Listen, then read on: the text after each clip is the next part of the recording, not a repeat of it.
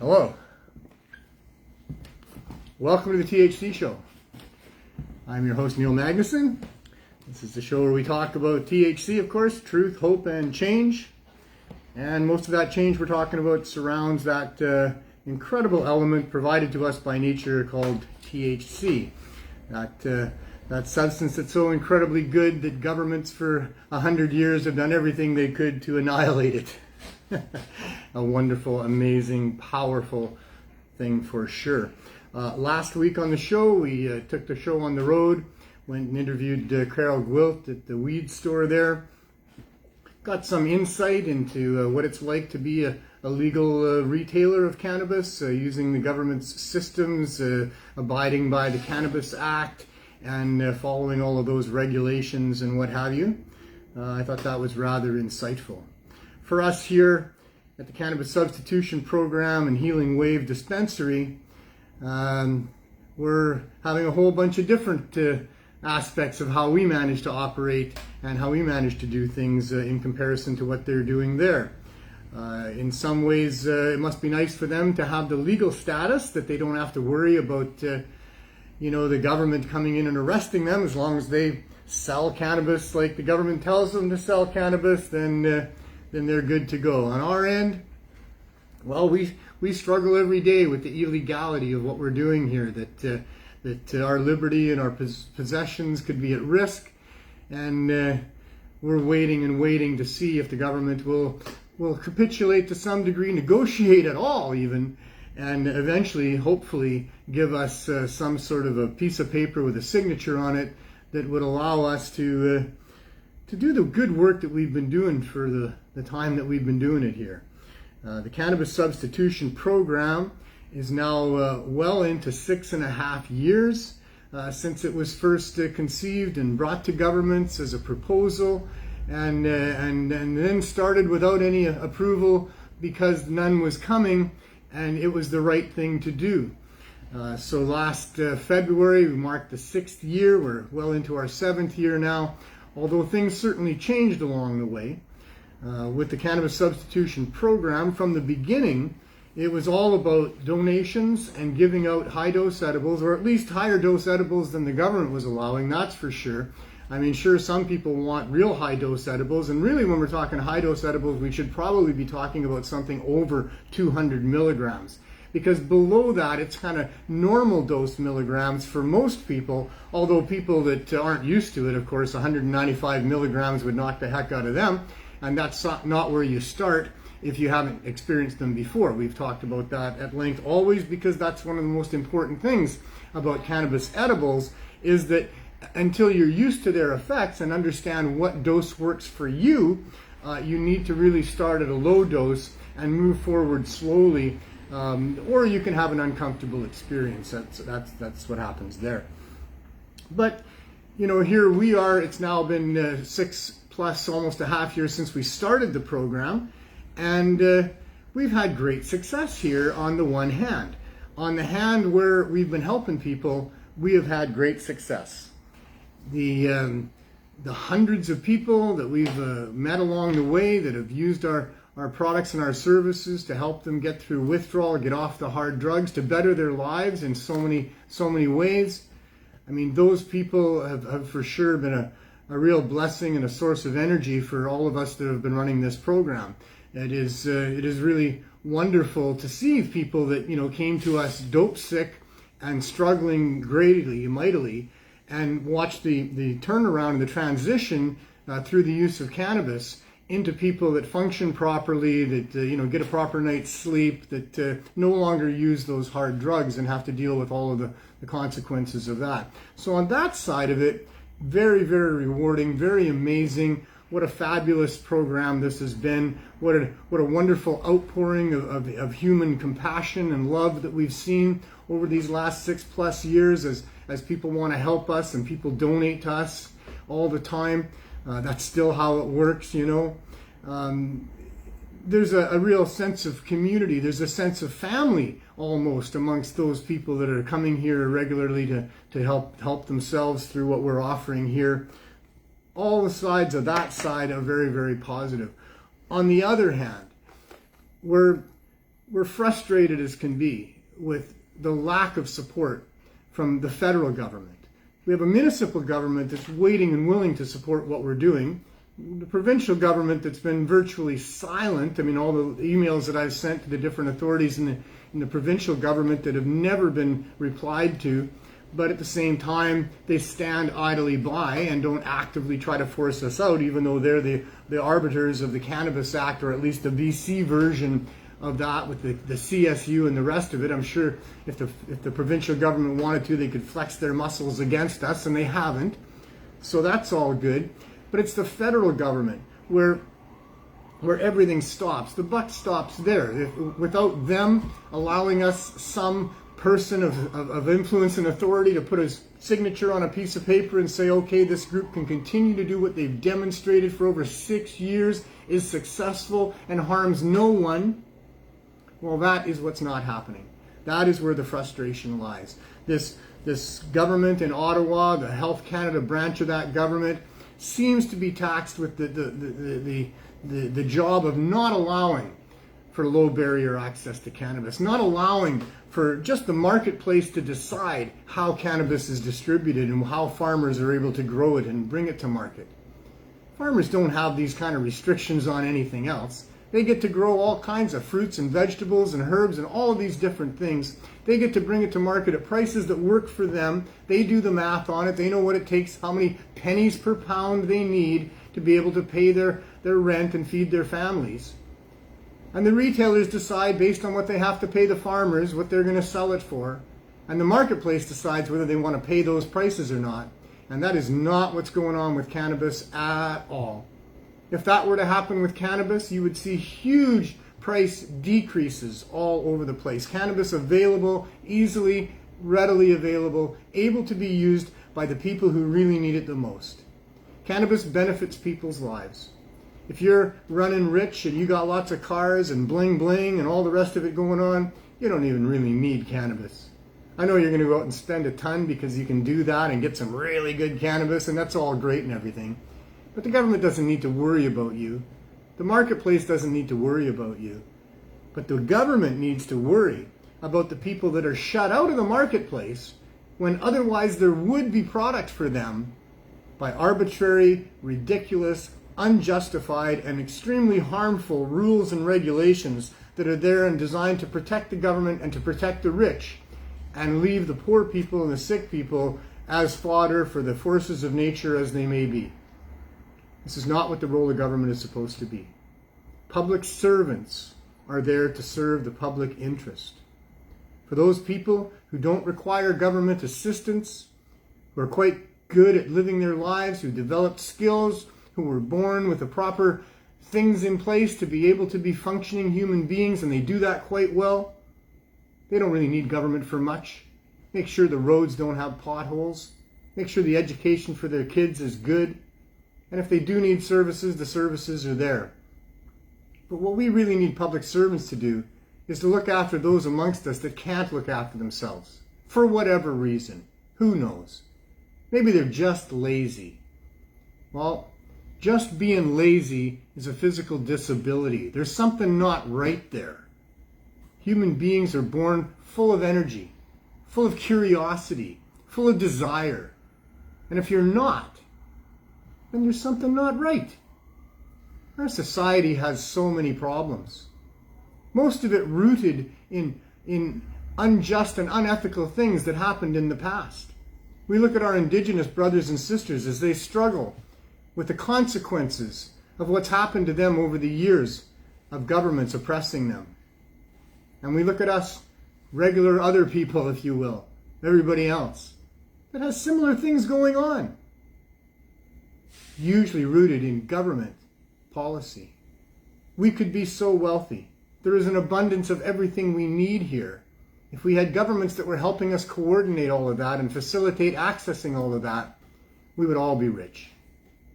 But we know that our governments are not doing what they're supposed to do and haven't for a long time, as they continue to make apologies for policies of the past to groups that have been harmed. The cannabis community is one of those groups. One of these days, we're going to get a serious apology about what's happened with respect to cannabis and those people that decided to use it and what governments decided to do to those people, and how governments decided to keep people from using it, and all of these things. These stories are coming out. They're going to come out more and more. Eventually there will have to be reparations. Eventually there will have to be apologies. But more importantly, there will have to be policies that stop the nonsense, that allow for easy, low barrier access to cannabis in all of its forms. That's what has to happen. That's the battle that we're in here. It shouldn't be a battle. We shouldn't have to be fighting our public servants to be able to get them to do the right thing here. This has exposed just how deep the corruption in our government in Canada really is. Right to the Prime Minister's office. They're the ones who came up with this scheme of legalization that basically just entrenches more prohibition. It brings in one big player as the cartel that gets away with selling cannabis to people. And everybody that's not part of that cartel is still prohibited. And everybody can't even be part of the cartel if they wanted to be. And most people don't want to be. And the cartel's not doing much for anybody but themselves and their insider friends anyway. So that underground, unregulated, non-cartel, prohibited market continues to exist. Continues to thrive. All based on government policy. So we have court dates coming up. Soon we will find out what happens with George and Andrew, who were charged along with myself for selling cannabis without a license back in May of last year. George and Andrew opted for pleading guilty because they were basically told they would get a complete discharge. But it seems it's not quite that simple. Looks like maybe they're going to have to do some community service before that happens. I got a call today from someone from the probation office inquiring about this. Unfamiliar with the file, and just basically phoned the name of the first accused person that was there, which was me. My case has been separated from George and Andrew's. I'm going ahead with my not guilty and a trial, but we flipped the switch on that one because this is now a constitutional or a charter challenge against Health Canada coming up next October for the preliminaries. But George and Andrew, they're going to be dealt with their sentence coming up here shortly, apparently. They've had about a dozen different appearances in court along the way trying to get to this point now. And I got a call from this person who didn't know the details at all, wasn't familiar with anything, and when informed about it, was quite shocked and happy to be informed. But as I said to him, you know, these gentlemen, Andrew Morgan and George Milton, they don't deserve to be punished in any way. They deserve to have an award. These people are heroes. These people, in the face of understanding the threat and the risk that they were taking to help others, decided to continue to do that and are still continuing to do that which they are supposed to be punished for. That it's the federal government that deserves to be punished for all of this. That they are the ones who are criminally delinquent in this whole situation. I can't wait to get into court to expose all of that. Where are they? Why aren't they here? Why haven't they come here, got a real good understanding of what it is that we're doing and how we're helping people, and then entered into negotiations with us as to how to facilitate us doing this even better? That's the role of government. That's what should be happening. But we have quite the opposite. A refusal to provide us with any support or legitimacy to do what we're doing. An accusation they're bringing into the courts of us selling without a license in a way to stop us. All of these things are at the feet of the government. This is the corruption that we're dealing with. And it's very unfortunate that it's that way. I think we're fortunate in that we can expose that, but I'm not happy about it. And I wish it wasn't the case. And we hope it ends pretty quick. Well, we're not going to end it on our end. So when I say I hope it ends pretty quick, it's because hopefully on their end, they're going to realize the futility of what they're doing and the negative political currency that is resulting from this stance of theirs. That although maybe our show doesn't reach tens of thousands of people, although we're close to that sometimes, but it reaches the right people. And when the right people are watching, when push comes to shove, the right people will be involved in trying to make sure that things get set in the right direction. I got my alarm going off. Perfect timing this time, I think. I think I've said what I needed to say about all that. We got other things to talk about today. We're going to do that. We got about 30 seconds, so you know, if you don't have your cannabis out, you can run quickly to the cupboard and get it. Grab some rolling papers, and I don't know, I could get a joint rolled in about 30 seconds. In fact, I think I came in third at the Prairie Harvest Cup Cannabis Olympics in the fastest rolled joint. So it can be done. There's still, and if you got a pipe, then that's even easier, right? You just grab the pipe, you put in a little bit of dab, or you put in a little bit of herb, and away you go. But in any case, coming right up, just in a few seconds from now, it's that amazing time that happens every day, and especially on 1 year. It is 4:20 in Vancouver, British Columbia, and all up and down the west coast of North America, where people are dabbing and puffing and filling and smoking all over the place. And let's join them. And on that note, of course, well, it's Glenn Wells. How you doing, Glenn? Good afternoon, sir. Good afternoon, sir. How are you? I'm doing really I'm well. going to move your garbage can, right? Okay. All right, just put it over there. Then I can get my knees. You're the over producer. there. You Oh, hey, I do didn't whatever get you the want. camera. You're not quite in the shot yet. No, there we go. We'll just fix that up. Wow. There we go. Hey, Chair, how you doing? Hey, Sadie. There's Sadie, Hey, yeah. Sadie, my little girl. Oh, I'm sorry to disturb you. Oh, yeah. Hey, there's some treats still there, right? There we go. See? I'll give away my secret there. Like, what are you smoking today? Today I'm smoking some Pink Death with some Bentley OG Shatter. And what are you smoking? I'm smoking a combination Your Jeffrey stuff. of the of several different things. Of who? Oh, your Jeffrey stuff. My Jeffrey. Yeah, because a Jeffrey is a mixture of different things, So right? Lum doesn't know this, but Oh. you know, when we're rolling big concoctions of major strains putting together, we call those are Jeff joints. I didn't know that either. That's because you and I made it up just the other day, didn't we? Yeah, I know the term the Jeffrey, right? It's Yeah? yeah. That's a real thing? It's a real thing. Yes. Is it based on that? Yes. Oh, yeah, but well, not cannabis. But and yes. So not based on the Prairie No, Cup. but it's a mixture of things. Not based on that moment in time where Greg Williams, may he rest in weed, decided by the end of the cup that he was overwhelmed by it all. That there was no way he was going to be able to test all those strains that Jeff had put together. You might. So he just ground them all up. Yeah. And he made a mountain right in the middle of the table there, in the back of the stage. And then rolled it all up, and we all smoked it. And and that's what I do. I like to overlap strains. What are you saying? Yeah, we might need our ashtray over there. Oh, you want an ashtray? Yeah, I think so. Yeah. The one that's got your joints in it. Those aren't my joints. Those are, well, this one might be. Yeah, technically they're mine. Not these ones. No, Everything I know is these mine, I ones guess. are.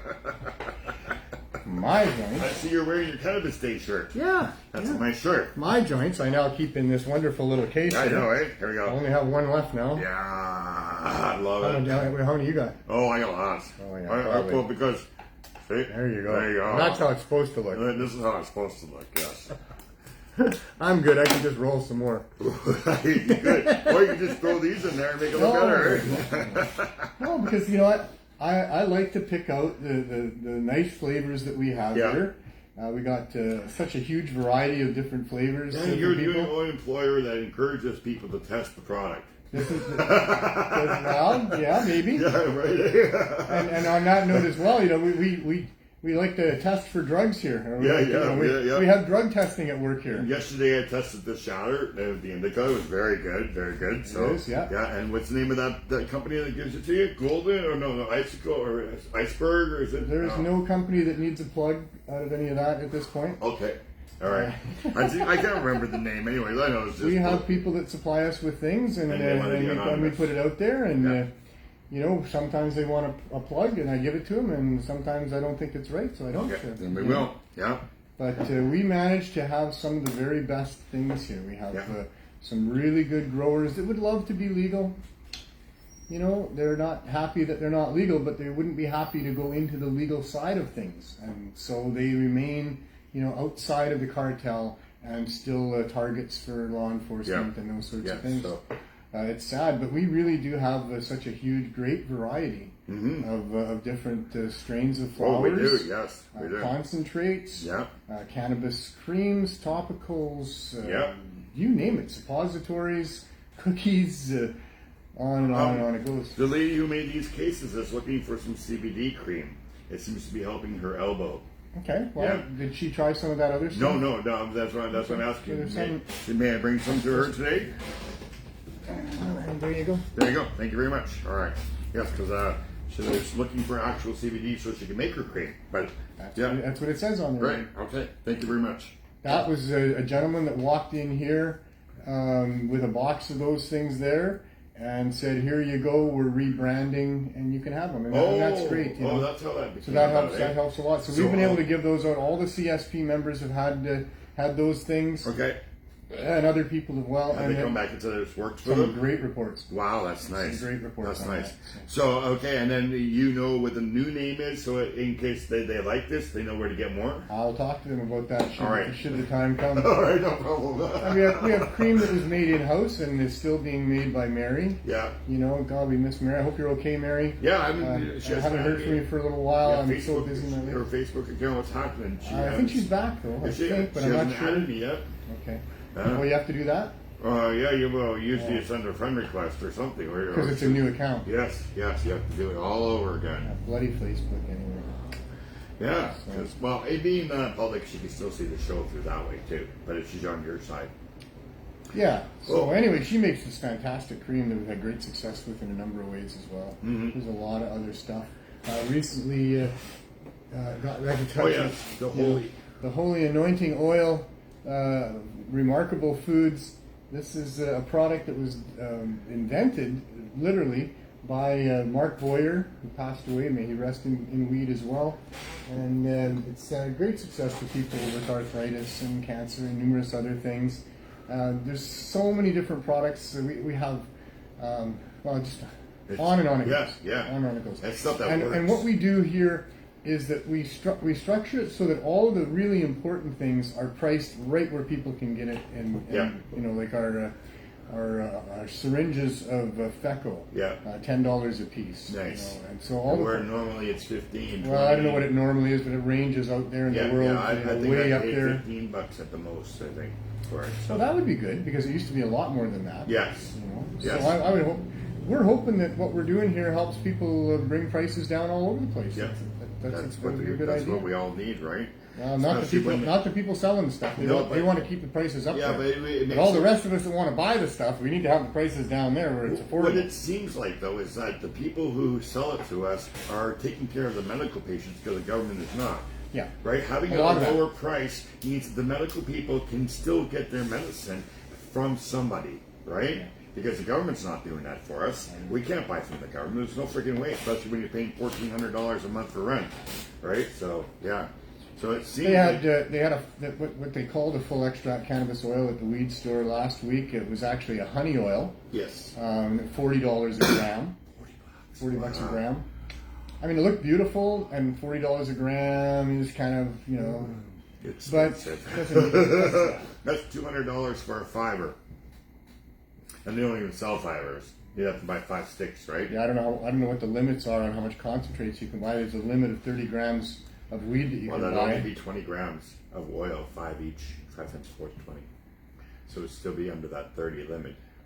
Yeah, but there's a conversion rate for concentrates from flour. That's while they're concentrated. So is the math. So is the prices. Yeah, but okay. The amounts. For an example, I don't know what it is. When you buy edibles, there are 10 of them at 10 milligrams, coming up to 100 milligrams for the whole package.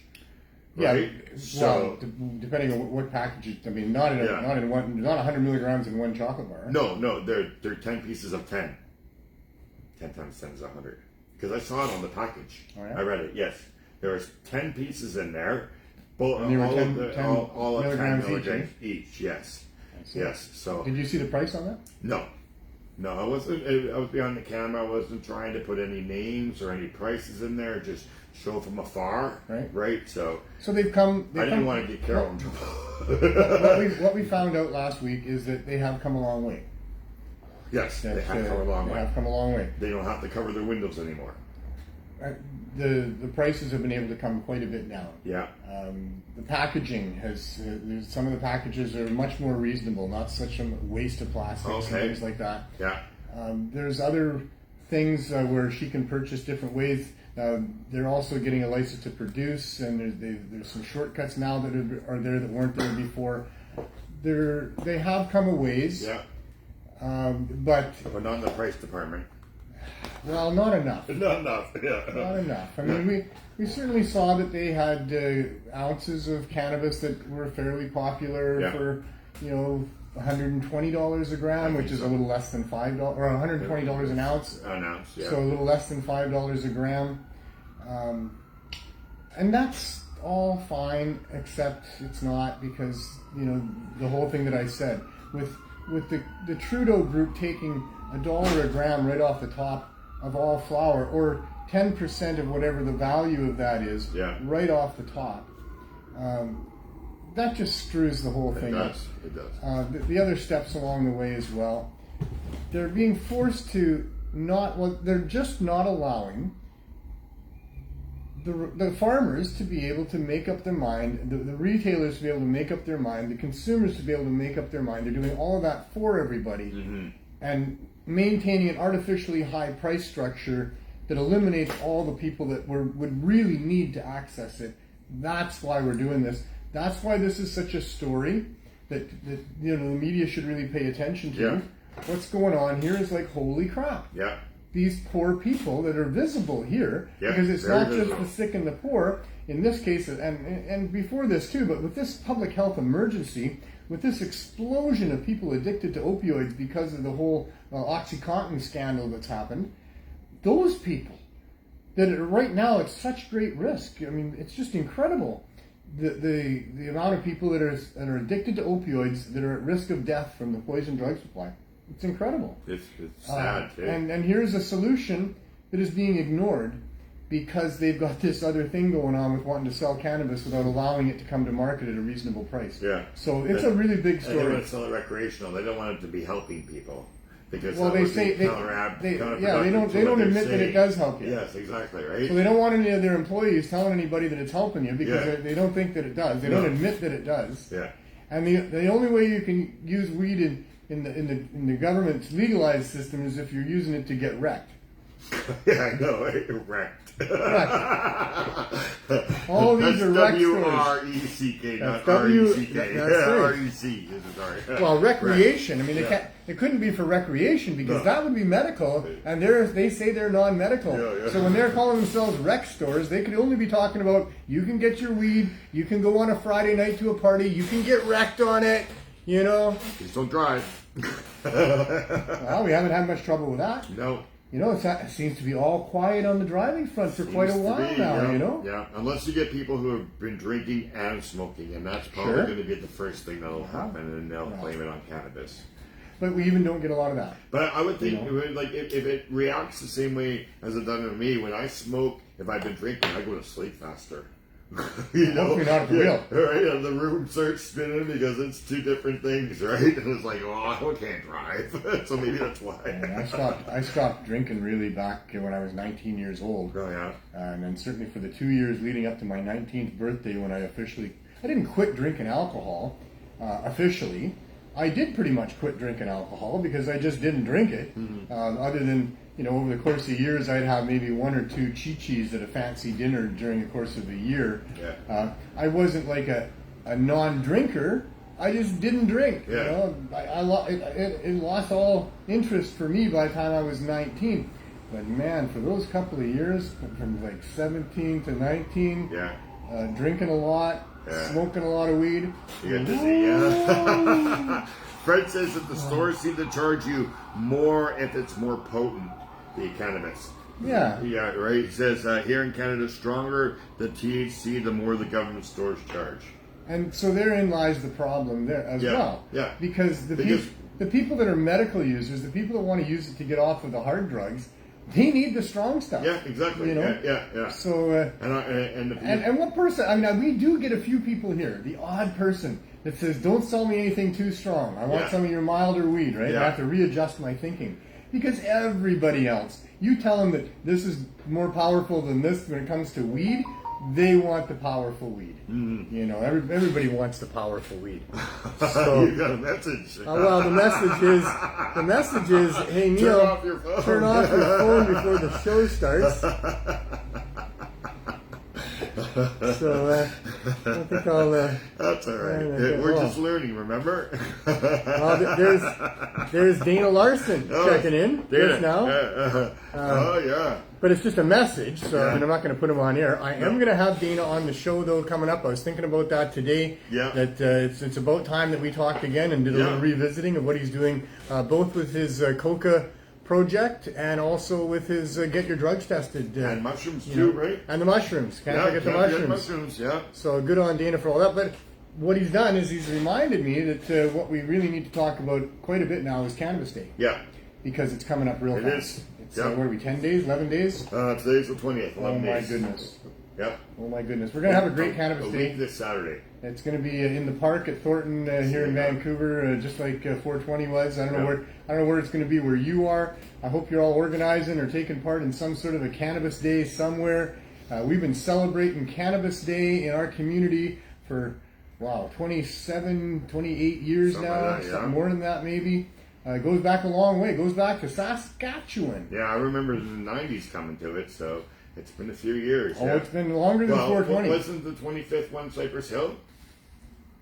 Well, but you're talking 420. Oh, yeah. Yeah, that's 420. Oh, yeah. This is Cannabis Day. Oh, Cannabis Day. Cannabis Day is older than 420. Is it? Oh, yeah. Wow. It started in Saskatchewan. Yeah. And then was pretty quickly embraced here. Hey, Sam. How you doing, buddy? Good to see you. I missed out, buddy.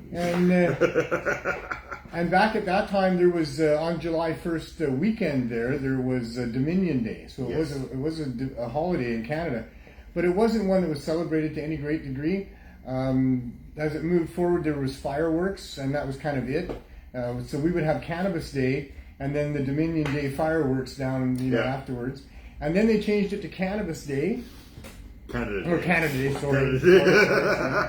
I don't think we got a very call it Cannabis Day. I'm just going to have another Coke here. I'll have a drink because I got the pasties. I keep letting it go out, but anyway, yeah. So then they called it Canada Day, and then it became gradually a pretty big deal. Yeah. That Canada Day was lots of different things going on, but no, we were there with Cannabis Day before that. Cannabis Day is on July 1st just because that's when they decided to start it in Saskatchewan, and we're happy with that. It's been great. But it's not a Canadian thing at all, really. I mean, it started in Canada, but lots of things start in lots of places of the world, and other parts of the world adopt it. So I've always been suggesting that Cannabis Day is a worldwide event, that July 1st should be celebrated wherever you are, and use it where you can. You don't want to do it in a country where they're going to shoot you for smoking pot, right? They all know that. Yes, but it should because be Cannabis Day is still absolutely, and has been forever, and for the foreseeable future, just like 420, this is a protest. Yeah. And once again, lots to protest. We've been talking about some of it right here already. Yeah. So, and when you look around the world, as a global thing, there's still a lot of persecution of cannabis users, in many jurisdictions around the world, and there's a lot of work to be done yet.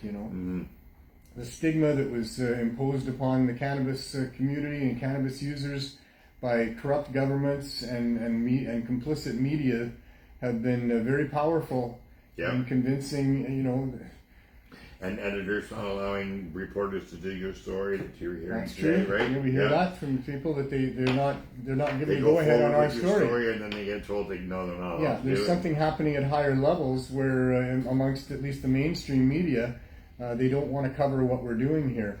A couple of speculations on that. These media outlets are probably, just drooling over the prospect of what sort of money they're going to get from the legal cannabis once they're allowed to advertise. Mm-hmm. And they don't want to maybe, put a dent in that or piss those people off. I don't know. Hard to know why. But this is a really big story, and all of us involved here, Glenn, you've been working shifts lately for us. Volunteering, yep. You get to see, just how powerful this is here. And how many people come up and say, thank you for being here. And thank you for that joint, or thank you for that muffin, or whatever. And you can see that the people that are doing that are so troubled in their life, Yeah. There are people that really do need to have some help in their life. You see the guy keep walking around the same block, passing the RVs over and over and over again, because that's what his life is all about, just walking around. The angry woman who does the same thing, until they can get back into their shelter at nighttime, right? And then they're off the streets for a little while, and then they kick him out at 6 or 7 in the morning again, right? I guess he's out there walking. I've seen him walking around so many times, about every half hour, 45 minutes he'd come by, right?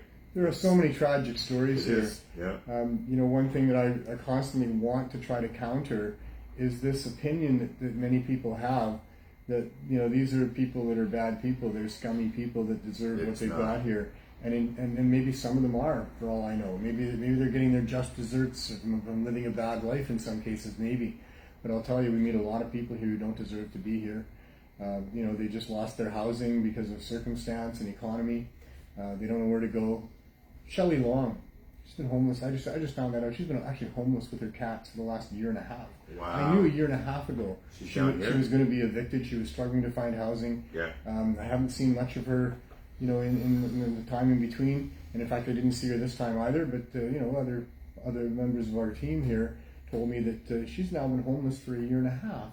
Wow. With her cats, and she went through the winter, and it's just terrible. I mean, people that through no fault of their own, just the circumstance of life and stuff or whatever, end up struggling down here. We talked about the doctors over-prescribing opioids. That's led a lot of people to be down here. Yeah.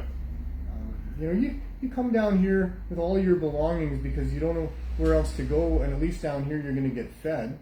And then people steal your belongings, and in the night while you're sleeping, and all these other things happen. All these traumas happen over and over again. Thank goodness that people are at least being fed regularly, but it draws them all down here. And the question was posed, I can't imagine what this place would be like if they weren't being fed. Yeah. Oh, it'd be worse. Right? Oh, yeah. Oh, yes. Oh, definitely. And whether or not that's a possibility over the next decade or so that happens. We're seeing it all around the world. Millions of people in places where there's unrest, are now wondering where their next meal's coming from. So, we're just trying to help, and we got a government that doesn't want us to help. So it's sad.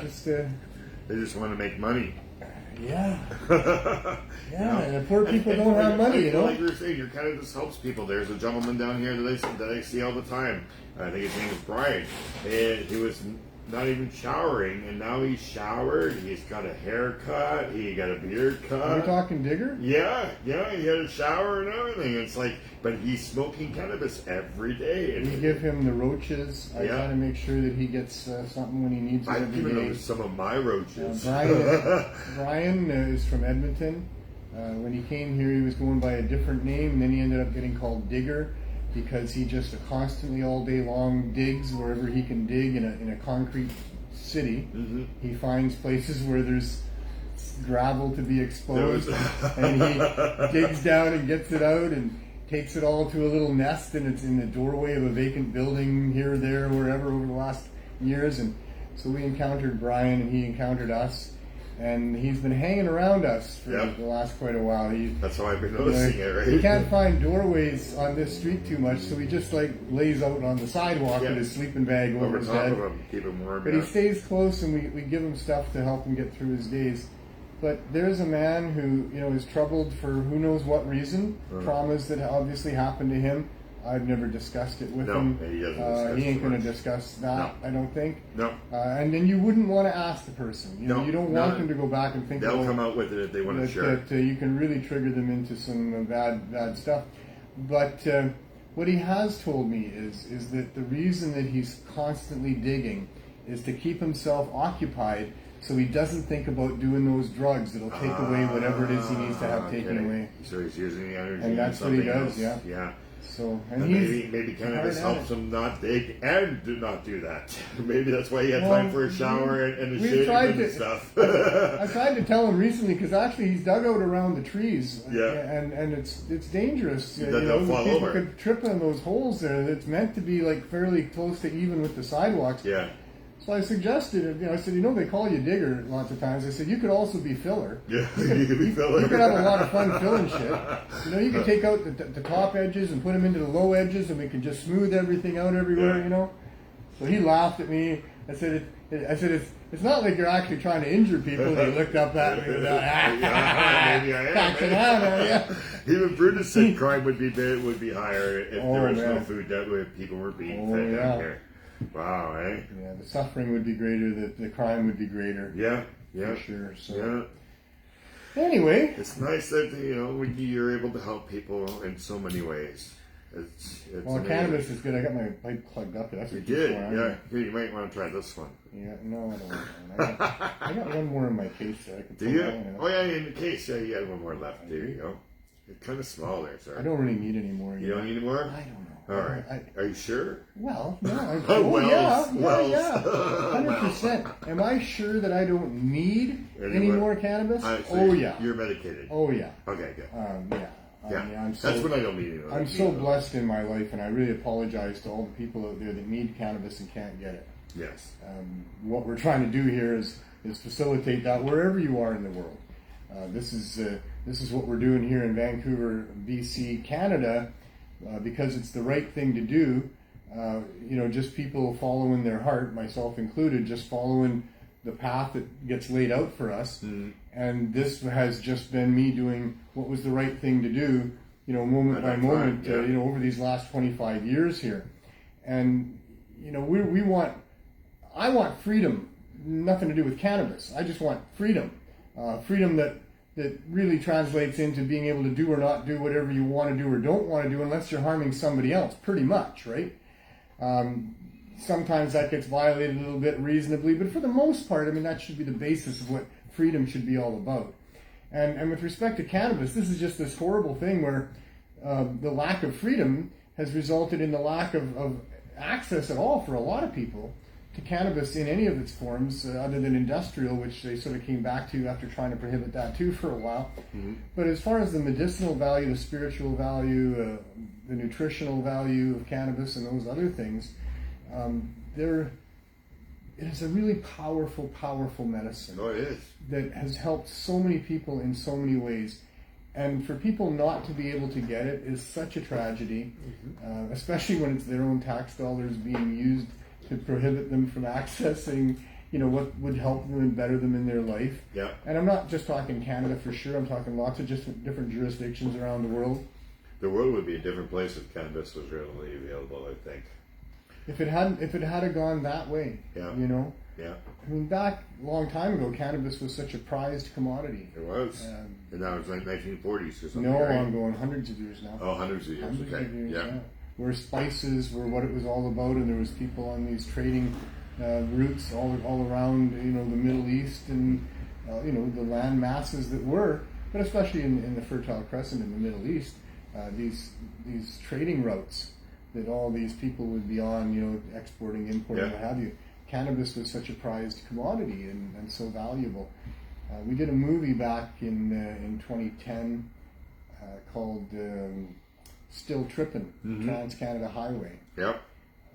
Very thrilled to be part of that movie. It was a sequel to Trip, the BC Bud Chronicles.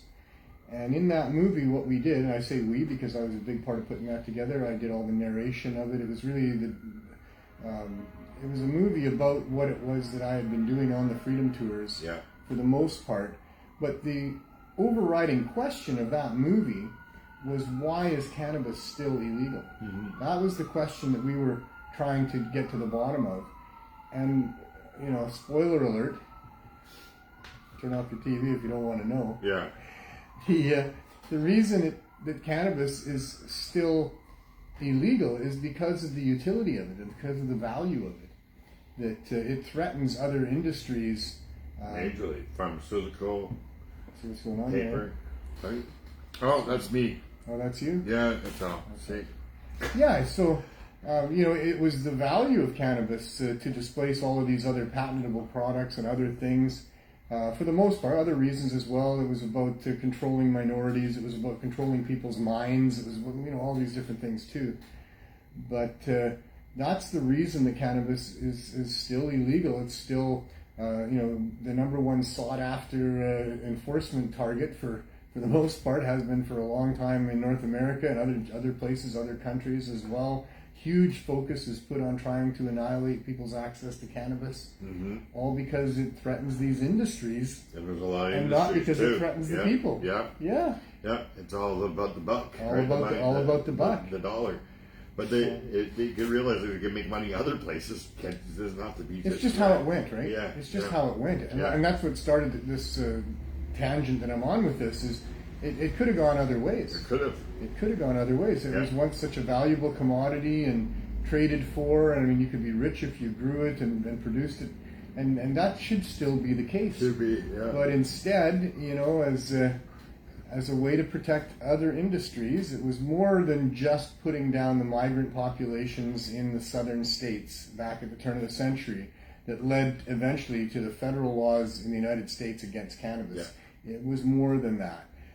It was an understanding that cannabis as an industrial commodity could threaten these other interests, like I say, the patentable interests. You look at the involvement of the Rockefellers with respect to that. The DuPont family. And exactly on that side of it, the Rockefellers were all about oil. Yeah. So they were all about fuel. Yeah. So right there, you've got Henry Ford deciding that people can run their vehicles on hemp. Yeah. And cleaner.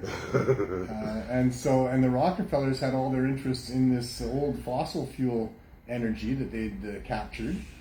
And then at the similar time periods, they're involved in partnerships with the Bayer Pharmaceutical Company.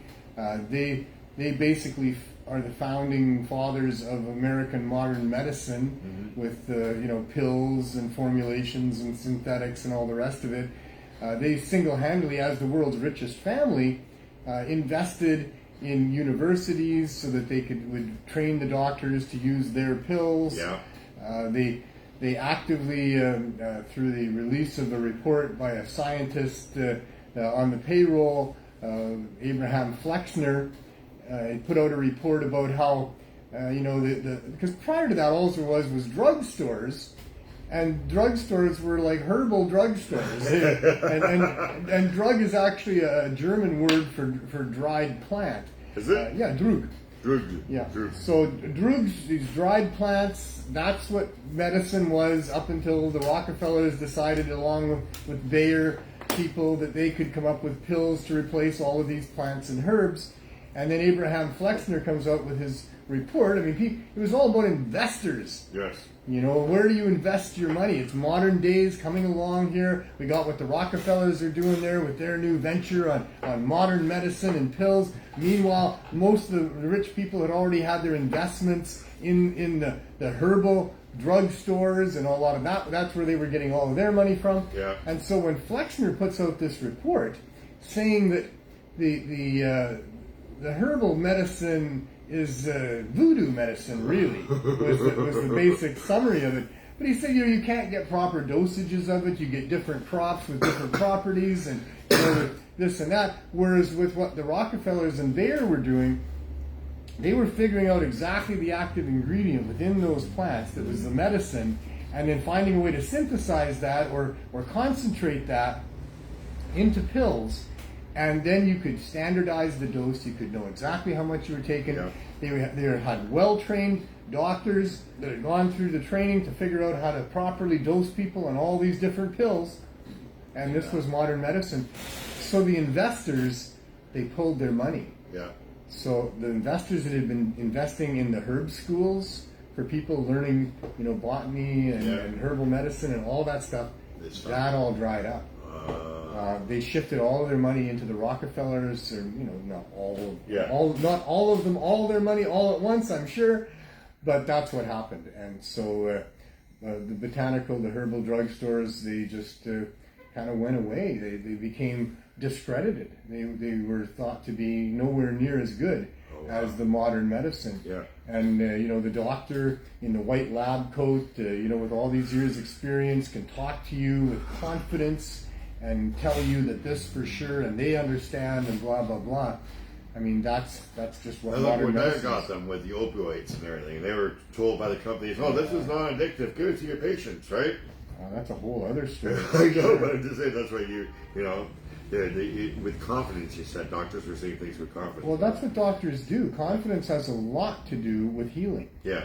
That if you believe somebody has given you the antidote or the cure, and they exude a confidence in that, that sparks you to believe that this has that type of power and ability, and the healing of the human physical body has a lot to do with the filter of the mind. Yeah. Oh yeah. The mind's a lot stronger than you think. As much as you think, and they may sell the idea that these molecules in these pills are just going in and they're affecting something physically, and it's going to do this. Yeah.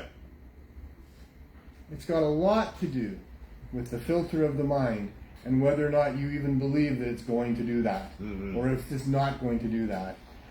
This is well demonstrated with placebo and nocebo, and how powerful that is, fully recognized by the medical profession, because it had to be. That in double-blind studies, people that believed they were getting the right medicine would have the right results as was expected in so many percentages of the cases, that it is a real thing, and it is a real thing. So when the doctors are talking to you in those tones, with that confidence, and with that lab coat, with that stature, with the charts on the walls, and with all of the different science and blah blah blah, so much of that really is designed to convince the person that this is going to help them heal.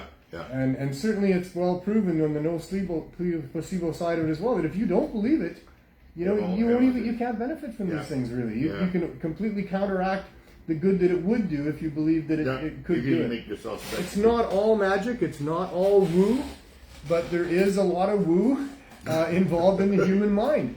There are things that are non-scientifically quantifiable. The power of laughter, the power of humor, and the power of belief. Hugs, love. Wow.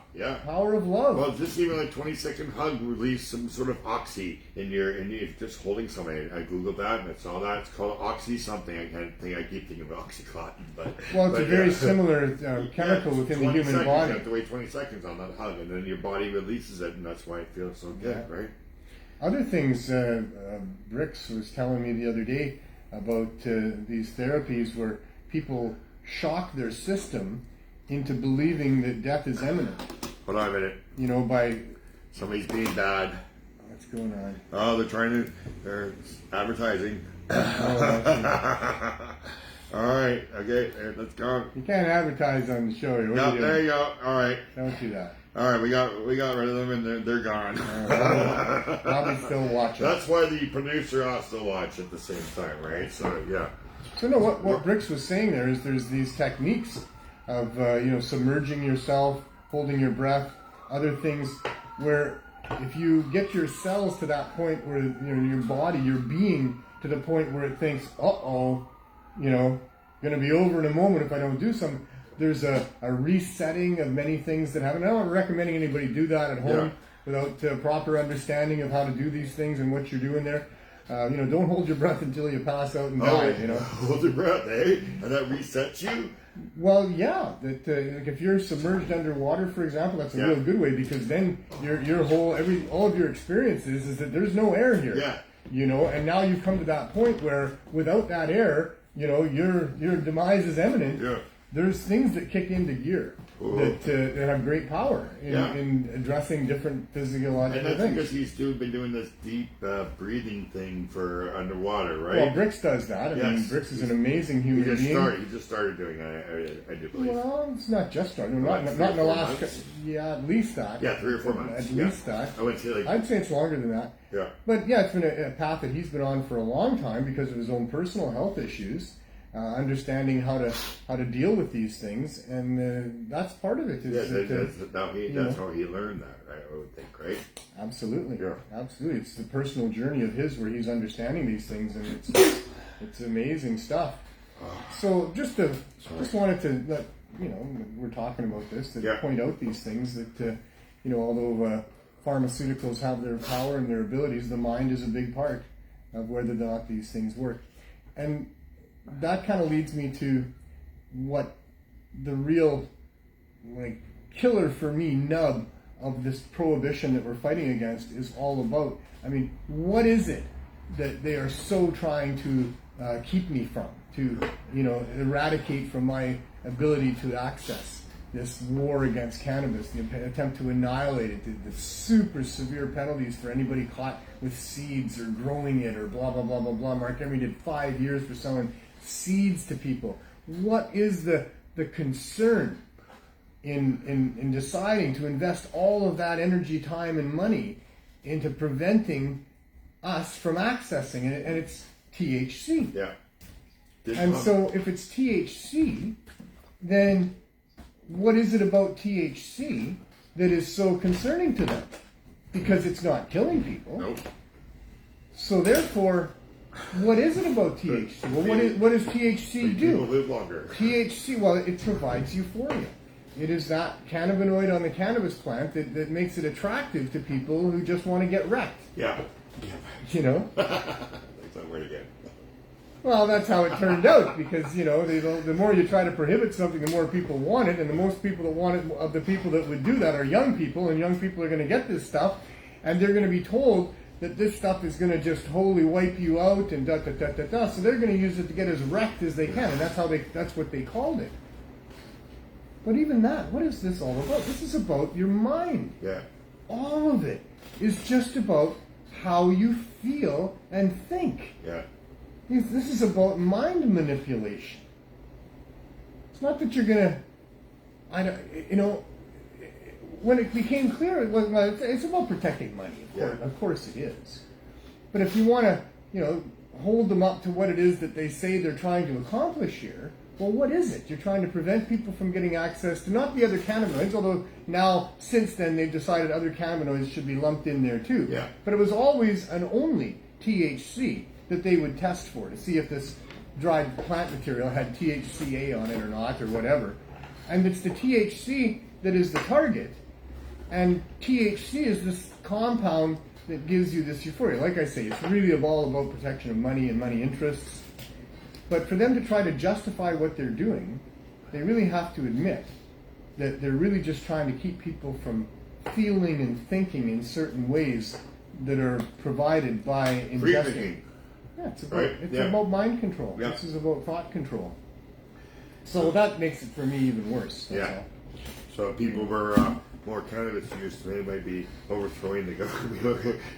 Don't say that out loud. Yes. Although they already know that. That's why they keep us down. Yeah. That's what Nixon had to say. Let's not be letting these young people have access to smoking weed, sitting around thinking about taxes and war. Yeah, I mean, I know it's a lot about mind control, even on that part of it as well. Maybe he was just there admitting that very thing. Yeah, maybe if Putin was smoking some cannabis, he wouldn't be eating hungry. Or whatever, I think it's Hungary, isn't it? Well, no, Ukraine, that's it, sorry. Yeah. Sorry, Hungary. Yeah, sorry. Well, we didn't want to alarm you there. You get hungry when you smoke the cannabis. Hungary's involved there somewhere because...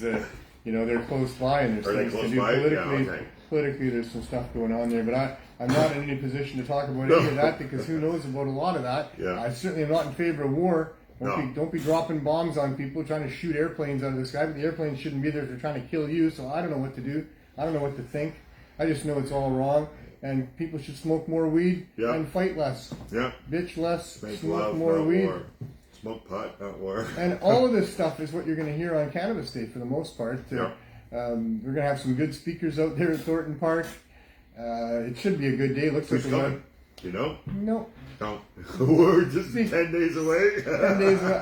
I don't do the music thing. I'm an old fart. You're not doing we're going to have Dana Larson speaking there. We're going to have Brix Carlisle speaking there. Rosie Worker's going to speak there.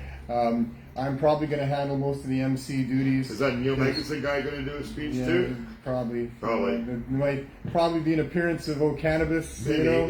yeah. Something like that. I think this is the 19th year now since I started doing that. So, wow. We got to keep it for 20, get the 2-0 there. Wow. Yeah.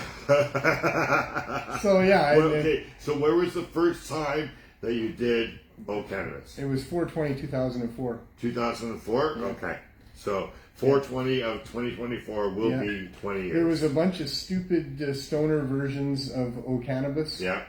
And I didn't like any of them. Yeah. And so I thought, because I had now just David Malmo Levine and myself and my son were partnering up to put on these rallies and operate the Herb School. And so I was like, well, if I'm going to be part of organizing this thing and Cannabis is going to be part of what we do, I'm not happy with these stupid stoner versions that make us look like we're stupid stoners, right? Yeah. So I spent pretty much a whole weekend just, putting different things together, and I came up with what I came up with. Now you're going to make me sing it, aren't you? 19 years. It's lasted 19 years. Well, there was a couple little minor changes along the way. I changed a couple of words. Only the good things last. Oh yeah, well, it only lasts. Because I'm still here and I'm persistent. They got to humor the old silly guy over there, so they give me the opportunity to do that or something like that. Well, I told you that I would continue the song for you. All kidding aside, and without too much humility here, I'm proud of it. I think it did. It provided an anthem that was thought-provoking, as it was intended to be, and respectful, and so that's why it is what it is. And it has been 19 years, and I don't think it's still going strong because I don't hear too many other people doing it any other places. Well, no, but it's so fun that they keep asking you to do it. Nobody asks me to do it. Oh, nobody asks you to do it? Oh, you just show up and do it? Well, people... Come on, they ask you to do it. I know they do, yes. People ask me to do it. That's true. I do get asked to do it. You even get asked to do birthday songs. At other events. Yeah, right? At other events I do, but as far as 4/20 and Cannabis Day, they don't ask me to do it because I'm one of the main organizers. They just know you're going to do it. They just write that in there, Neil's going to insist on standing up there and doing Cannabis again. We may as well write it in there. I think it's more than that. I mean, like I say, I am proud of it. I think that it was a pretty cool thing that we had that song. We're protesting against the Canadian government. That's what this is all about. Yes. We want to get their attention. Yep. I'm co-opting the anthem. Yep. Okay. Well, I got your attention yet? What am I saying in my co-option of your anthem? Yeah. I'm saying, oh, cannabis, the sacred plant of peace. So chew on that for a little bit. With healing power, it helps our eyes to see. And with those wise red eyes, we criticize the war against humanity. I got this wrong, but that's okay. That's right. It's all in there, and it's all designed to really talk about, the power of cannabis, the illegitimacy of laws against it, and all of that stuff. So I'm happy that it's still going on. 19 years later, it's going to probably make it to 20. Oh yeah, it'll make it to 20. I'm not going anywhere for a while yet, That's why I said only the good, only nature knows for sure. The best last what happens. Yes. I could get hit by a meteor when we walk out the door. You never know. You just never know. You never know. Get hit by a meteor. You never know. It's snowstorm again.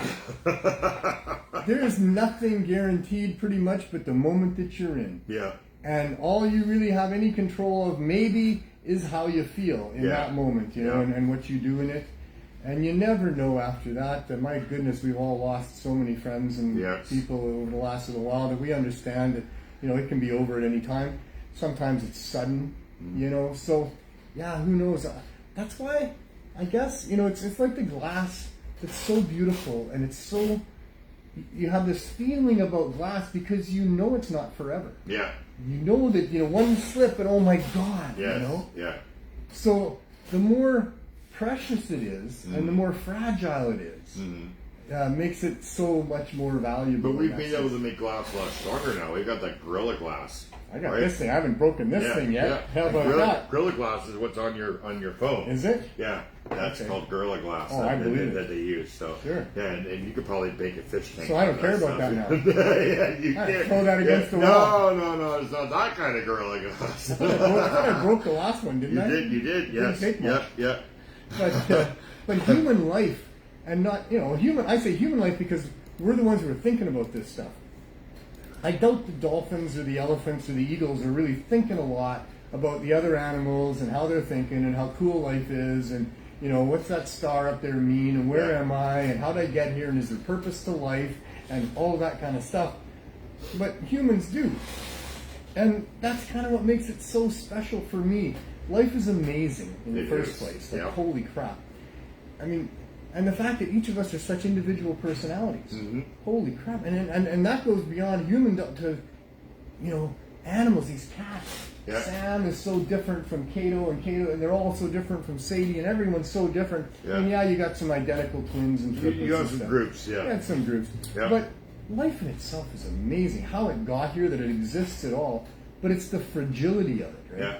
It's the fragility of it. It's knowing that, wow, I'm here right now, and I get this opportunity, and I'm going to move forward and cross my fingers that I don't get hit by a bus or whatever else may happen. And even though we live on a big planet, each of us have our own individual world. We see it differently, For right? sure. Right. So when you look at somebody's apartment, their world is different than what their neighbors would be. They might be worried about financial things. They might be happy.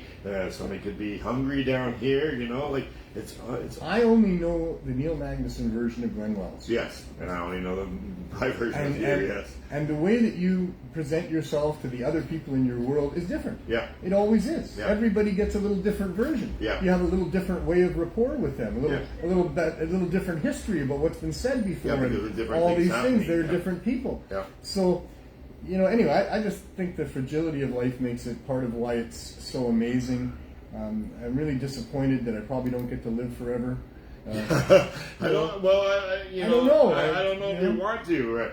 We see there's some always shows that. on TV where people are playing a role that they've been living for forever, like 100 years, and they say they're bored because it's the same thing all the time. Well, that's you up don't to want them. that, right? Yeah. That's up to them. Yeah. I would never be bored, I don't think, with life. If life gets really you difficult, know that you couldn't if die? life gets really difficult, I don't think I could ever get really bored with it because I'm so amazed by it. Yeah. So amazed by what it took to put together the microbes that were the single-celled organisms that first occupied this planet, that somehow combined themselves and managed to work themselves into all of these incredible creatures, and throughout history, so many incredible creatures. That all amazes the crap out of me. Yeah. That I'm, a trillion cells, Yeah. each one individual. That is too. Yeah, And all of it. All of it. Yeah. And the scenarios that have developed, Mm-hmm.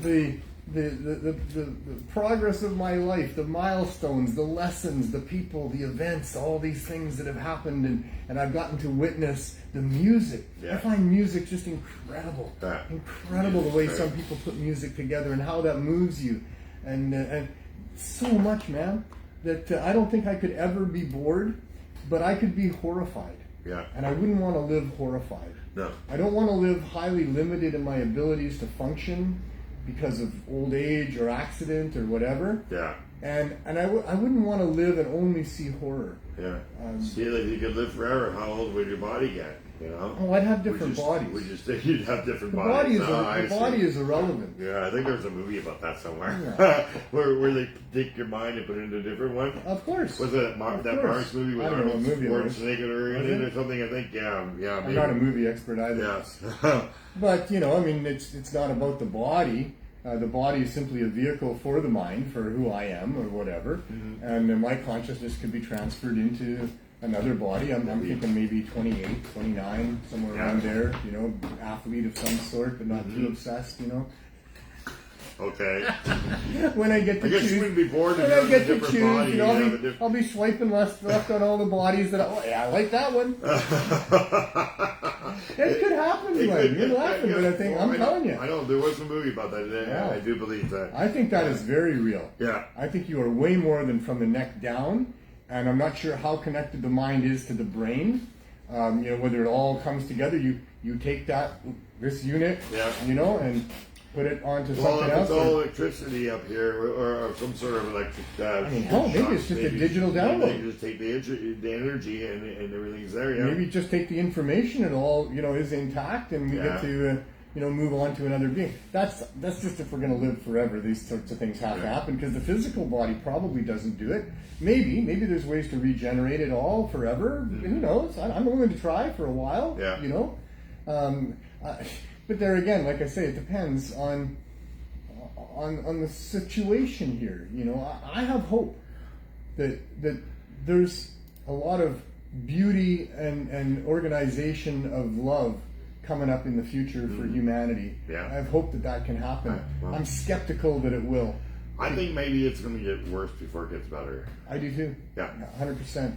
I Right. think that the corporate agenda is so powerful and well leveraged and unethical. Yeah. Not about what I'm talking about, really. Yeah. That you know, that's in the way. That's the obstacle. Really, is the greed that's fostered into this machine. It's got a life of its own. It's an entity all into itself. This huge, humongous group of you know, greedy, unethical people that work together to try to satisfy their desire, which is unethical because it's at the expense of everybody else. And I think that a world of love, where we all care about each other and we care more about, you know, those around us than we do even of ourselves, that's a beautiful utopia that we probably never get here. Yeah. You know, who knows? But I would like to see how some of these things work out. I'd love to be able to know, can we eradicate war? You know? Can we make love the go-to? That's a big money maker, war. I know. Right? So know, but it there's kills the greed again, right? Yeah. And it's still around today. We figured out for World War II, maybe, It maybe should- Vietnam, maybe there wouldn't be very much more wars. It But should be now it abhorrent. happens in other countries, right? We got revolutionary wars. We got people. But I get it, you know. I mean, Yeah, I in the understand. Congo. I mean, you know, to eradicate war would be hard Yes.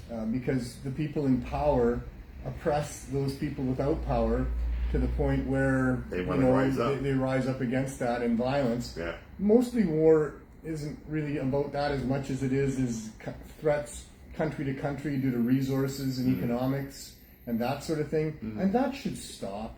All of it should stop. Governments should be governed. They should be regulated so that they can't oppress the masses of people the way that they're allowed to around the world right now. But how do you stop that? With guns and bombs, right? With sending But in planes and our troops, war right? is different, right? Because Rosie is saying we are already at war, Absolutely. right? With the government about cannabis. I believe right? in a non-violent war. evolution. Yes. I don't need a violent revolution. I don't like that. You know, that's no way to solve your issues. You know, Yeah. a non-violent evolution of understanding that all parties involved have joint interests that can be satisfied without having. We shouldn't be worried about being overtaken and overrun and wiped out. Yeah. That shouldn't be a possibility. But I don't know how you arrive at that. I'd have to live for a few hundred years to see if that ever And happens. see if you get bored. I'd never get bored, Glenn. I'll never get. Hell, BC politics alone will keep me interested forever. You know, there's just so many different facets of life, and that's kind of what I mean also about not just that there is life and it is so amazing, but all the different facets, all the different personalities, all the different countries, all the different races, all the different histories, all the different stories, all the different dramas, all these different things. There's millions and trillions of them. No one could ever know all of them.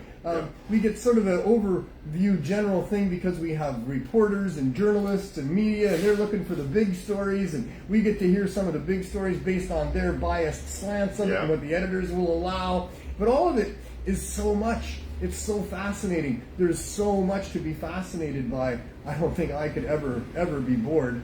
I want to do it relatively pain-free, although I'm not expecting a perfectly pain-free life. I'm okay. I've been living with arthritis and other things, and you know, I got limitations and what have you. I'm okay with some of that. I don't want to be decrepit, so I don't want to be decrepit. But if I can be healthy and alert and aware in myself, then I've got a lot of plots that I'm following here. Yeah. You know, I'm involved in a lot of different movie plots going on around me.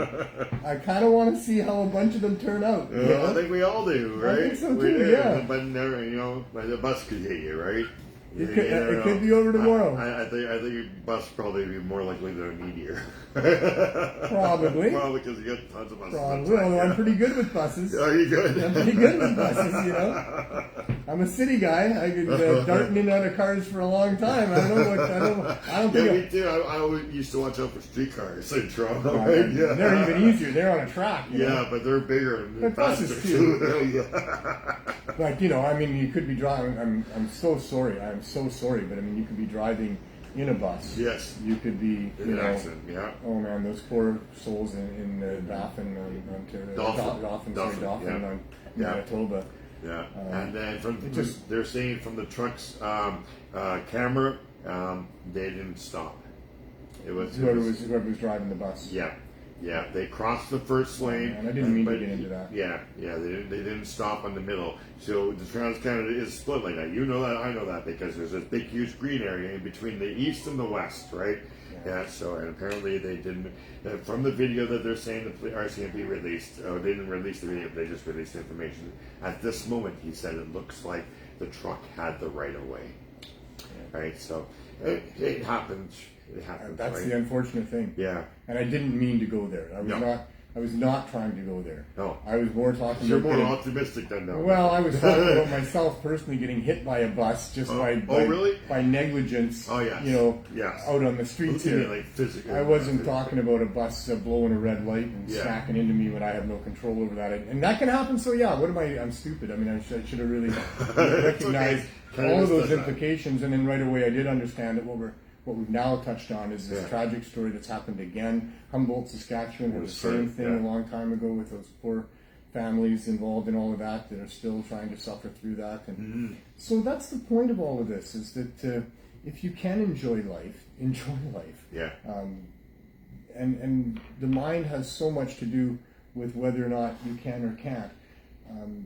You never stop grieving the loss of a loved one in some level of your being. But what you need to do is move on always, you know, and that's very important, that people don't die with the person that died because they just can't come to that understanding, right? So, and that's all about the mind. Do though. I know I've heard people have been married for 70 years and their spouse dies, and then within weeks the other one goes too. Well, or you see where someone loses someone so close to them that their whole life from that point on was they never. Just don't know anything else. Yeah, right? they just basically died inside. Yeah, and that's not what you want to have happen. No. Life is about death. It happens. It happens in no many varieties of ways. Yep. You feel blessed when you have it, and you should understand that it's short and fleeting, and appreciate all that you have. Tell you I love Glenn, and let the people know that you know how you feel, and if that's important to you. But once it happens, eventually you need to give time and respect to your feelings, and let that be to a degree. But you need to be able to work out of that, and that's the thing, is we need to help each other. It's good to have a support group and families and people going through things together to come to these understandings about, well, this has happened. And, that person isn't in pain now. We're just all in pain. Yeah. And is that pain valid? Can we find a way to rectify this? More than the pain is because of loss, right? For we sure. don't get to see that person. Oh, I know. Anymore. All justified and we real. have all the memories and everything are in our brains, and our feelings are in our hearts, so we just have to look there. You got to know that you were lucky to even know that person. Yeah. If you had a family member that you loved, others didn't. Right. Right. If you had a family member that you've lost, and that is really so hard to take because you love that person so much. Well, how lucky were you to have a family member that you could love so much, that brought that much to your life, So you need to just come to these conclusions that, we all just get one shot at life, and some is shorter than others. And, you look for the positives in things and move forward and hopefully live a life that's now blessed by the knowledge of that person that has passed, where they can help you, because you knew them, make good decisions in the future, and that's all you can do. You can't bring people back, but you can let them live through you. Yeah. And so that's how you have to deal with these things, or you don't have to. That's how you hopefully can learn to deal with these things. And some people do and some people don't. And we're all in it together. We all need to help each other. And that's why I'm willing to talk about it for a few minutes on the show here. Maybe it helps somebody to look at things a little differently. Yeah. About, what they, it's not that they lost something. It's that, why they had something to lose. They were lucky enough to have something to lose. And it doesn't lessen the pain of the loss, but it really helps to feel Only better. time lessens that pain. Only time, and knowing And that never you fully. can move on past that helps lessen that pain. Yeah. Right? Yeah. Well, that was quite a topic. Yeah. The Great Canadian Glass Gathering is happening this weekend. Yeah. And Darcy, BC. Yeah, for the 22nd, 23rd, 24th, 25th. Starts on a Thursday. Starts this Thursday, 2 days from There's today. going to be glass games, whatever that means. Wear your heavy shoes and goggles for that, sounds like.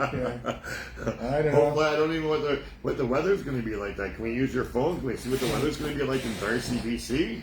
And that's this opens up, right? Yeah, there we go. I seem to recall that in these long weekends at the glass gatherings over the last it rains. 10 or so, there's been a day of rain, lots of times within that weekend, similar to Shambhala. Yeah. But the glass gathering, back on track again. Back, I'm sure, bigger and better than ever, as Redbeard would have it no other way. And go there if you can. Probably tickets at the door if you're not in already. There's camping available. Yeah. I think it's $40 for the day, and there's a $120 charge if you want the whole weekend. I think that's what it was. Don't quote me for sure. All right, so what are we looking at here? Friday, we're looking at sun and 19.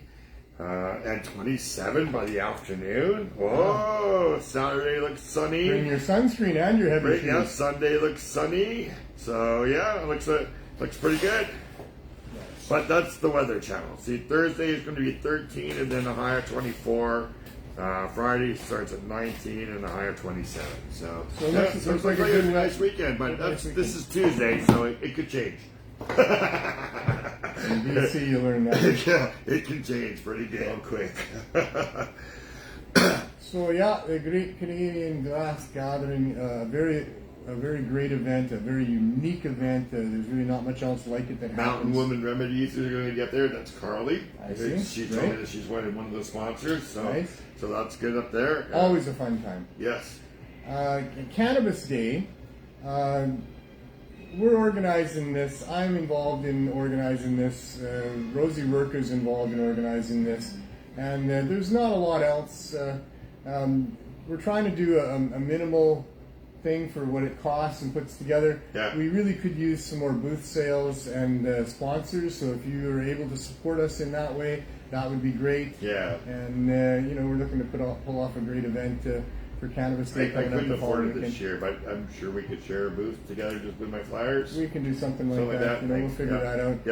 Yeah. If you can support us with what we're doing here, we're trying to keep this on track. We're trying to make this the best protest we can in the tradition of all the other cannabis days that have been put on over the past by cannabis culture, by the 420. And remember, the bigger we are, the more we intimidate the police force. And there is an issue this year. Yeah.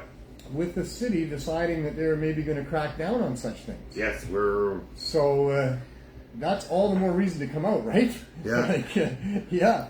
And the more of us that are there, demanding that we be able to protest, and that we've been doing this longer than whatever officer we're standing there has been on the force. Yeah. Then that helps us a lot. Could be a very interesting day in the park at Thornton Park. These events are sometimes monumental and historic. Sometimes they like to gather around us and show a big push, but then they don't do anything. We will see. Is this going to be the showdown of 2023? Rosie thinks they're coming for us, she says. Bring it on is what we've always said. I don't know if they own that many scooters. Well, I'm going to be there, and many other people are going to be there. Rosie's going to be there. Yeah. Rosie and I are forces. We're two people they don't want to deal with and don't want to talk to, and especially if we've got some people behind us and supporting us, we will speak truth to power. We will explain to them why this is a valid protest and then some. And we've never failed. Because we have the right to protest, but we also have the right in this particular fight. Yeah. We're standing up for people's basic human rights here in profound ways, and they have no justification. And what have they been saying, that we can protest without selling cannabis? Well, I'm sure they would say that, but, Yeah, but the protest is selling cannabis. It's selling because it, they don't allow the selling of cannabis that we protest. Yeah. So, getting together and doing what we're allowed is not a protest. Yes. Getting together and doing what we're not allowed. Well, we're supposed to we're just stand there and talk about it, right? Get up on a soapbox and talk say, doesn't get you I know. Get up on a soapbox or something, If right? anything's been proven over the many, many years of protesting that we've been doing, talk is cheap and it doesn't do much. But when you can actually demonstrate that this law can be broken and no harm comes from it, and that it is a reasonable thing to do, when you demonstrate that physically, that has more of an effect. Yeah, I was just saying, it says we cannot sell unlicensed cannabis. Yeah, well, too bad for them.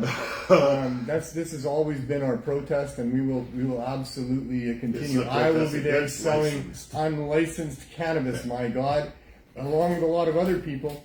So this is a protest against licensed cannabis. Well, it's against not having the ability to sell non-licensed cannabis. Yes. I don't care if they want to issue licenses to people to sell cannabis, but I do care if they're going to say that other people, regular, normal, everyday people that want to bring a little money into their life, that want to provide a little cannabis for somebody, that those people aren't allowed to do that.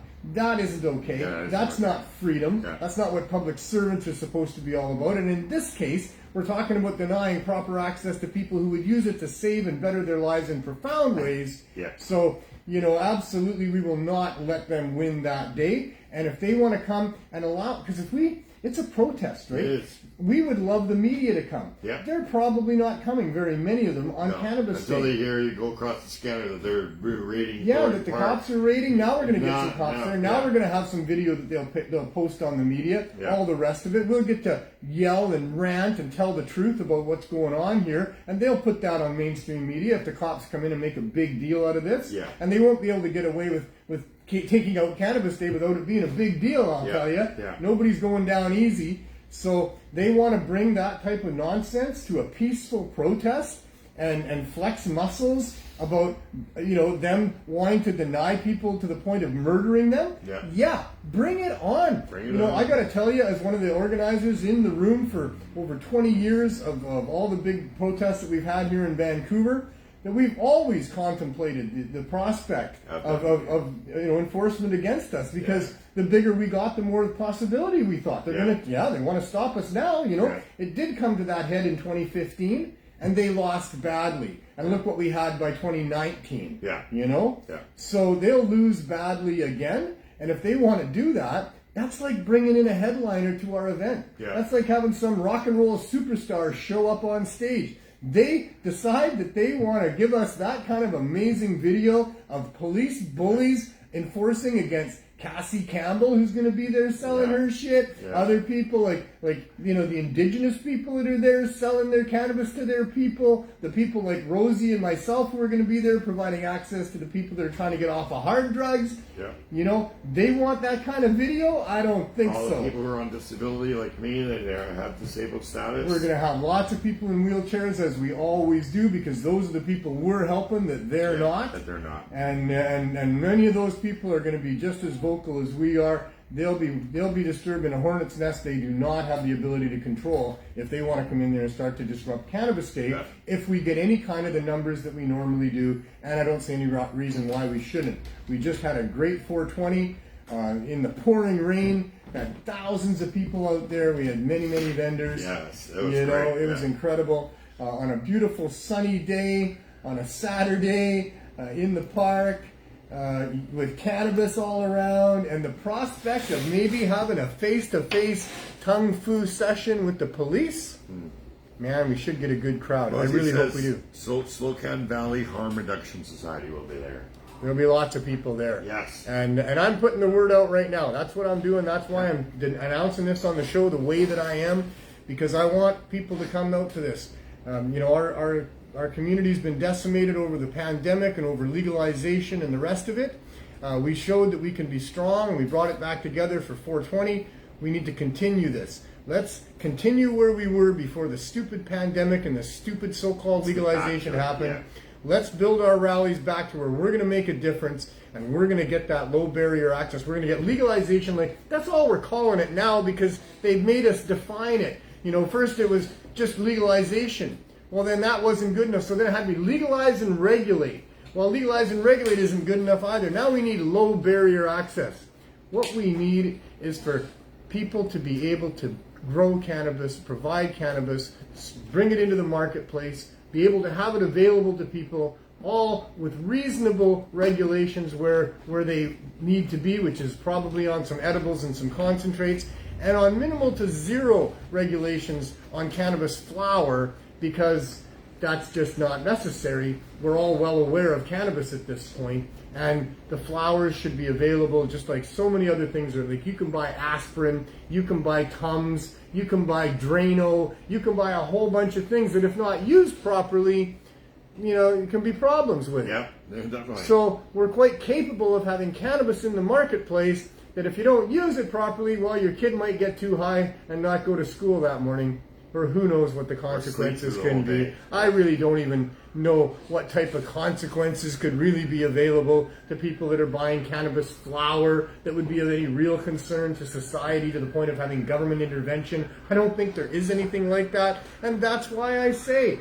there needs to be no regulation on the sale of cannabis flower. Let retailers sell it the way that they think it should be sold. Let consumers buy it because they're not stupid. We all know about cannabis. And if there are problems, then the government can use some tax dollars to run an information campaign to explain to people that if you eat too much edibles too fast, you probably won't like it. Definitely don't drive. And this has become an issue in our society, if it becomes an issue in our society.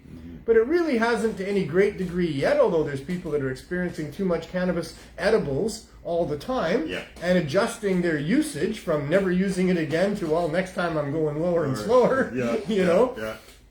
But government, get the hell out of our business when you're not facilitating anything of value except taking money away from us and giving us a hard time about getting what it is that we should have in our lives. Yeah. And this is what we need to protest, because it's important. If they continue to get away with the way that they're able to oppress people about the access to cannabis and the way that we get it and how much we have to pay for it and all of that kind of stuff, if they continue to get away with that, they're going to continue to get away with a lot more hideous and horrible stuff with respect to how we are governed in the future. We need to at least stand on this front and not allow the ridiculous, unjustified nonsense of their stupid regulations and prohibitions to continue on much longer when all of these people are being harmed as a result of that. So there's my rant. There you go. There's another one, eh? I had two of you today. Good. I got lots. All right. All right. Well, I'm going to go back to doing the producer thing. All right. We'll see you next week. All right. All right. And thank you, sir. Thank you for having me. Oh, as always. All right. Oh, boy. Yeah. And, you know, the reason for all of this is because, you know, somebody wanted to decide what somebody else could use because they could make some money off it or not. And it's gotten to the point hundreds of years later here in Canada where it's just so ridiculous that that we have to run the journey that we're running up against the people and the groups that we're running against. And primarily that's the federal government of Canada here. We'll see how it goes. But in the meantime, what this is all about, of course, is the Cannabis Substitution Program. We're here on the downtown east side of Vancouver for almost 6.5 years, handing out cannabis edibles to people. Turned into a program where we have hundreds of registered members that can get 420 milligrams for free every 4 days. All handled by donations by amazing people, by the way, who don't get anywhere near enough credit to, you know, for what they do and for how they help, and I thank them so much for that. But we're embraced in this tug of war or stalemate at this point, or I'm not sure what it is. It does have a life. It is moving forward at some point, as time does, we do. And we're moving towards a date in October where maybe we get to present some of this stuff to a judge and then we'll let a judge decide on whether or not we really have a full-blown trial about it all. But that's where we're at and what we're doing, and that's the journey that we have to be on at this point. The Cannabis Substitution Program has demonstrated, hundreds and hundreds of days. Every day that we're here 8 hours a day, 7 days a week, and we were at Vandu for over 300 times there. And every time we've done that is just a further demonstration of the efficacy and the safety of what it's all about. It's been emulated elsewhere over the course of these years. There's groups and people that are silently doing their best to provide some edibles to people that are struggling and find them or whatever. And it is a go-to for some people, and it's been more than that in other cases as well. We've had a long-running sister chapter in Halifax, run by Chris Backer there, entering, I guess, close to 4 years now that they've been running there, in a very different climate than what we have here in Vancouver with respect to the availability of people to volunteer and get donations and all of that stuff. It's been a struggle here in Vancouver. It's been a considerably more of a struggle in Halifax to be able to keep that going. Chris Backer has had some health issues, and I believe he's just successfully gone through some surgery, and that was great to see, Chris. I wish you all the best, of course, as you know. Heal well and heal fast. In the meantime, for I think the first time in all the time that they've been doing it there, they've had to suspend the program for at least the next week, maybe 2 weeks. Who knows how things go here. Hopefully Chris's recovery is swift and he's still able to carry on. But if you know anybody in that area that, I think it's like Lower Sackville and Halifax, the area around Halifax, that, would benefit from helping, Chris could really use some help. This has come to a head here at this point where he doesn't have enough volunteers and people to take over. He's been the main guy right from the start.